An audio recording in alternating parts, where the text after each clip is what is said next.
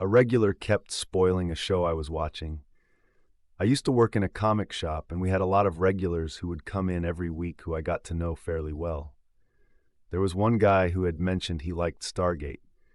So one week he came in, and I mentioned to him that I'd started re-watching Stargate from the very beginning. I also mentioned that I'd never seen the last 3 seasons or any of the spin-offs, so I was excited to see them. The first thing he says is, "Oh, so you don't know about detailed description of something that happens in the final season?" I was like, whoa, no spoilers, which should have been enough, but it wasn't. Every week he'd come back in and spoil it for me even more. And every week I would tell him to please not spoil it for me.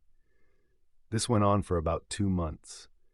Between the regularity of it and the smirk he'd get on his face every time I asked him not to tell me spoilers, I knew he was doing it on purpose.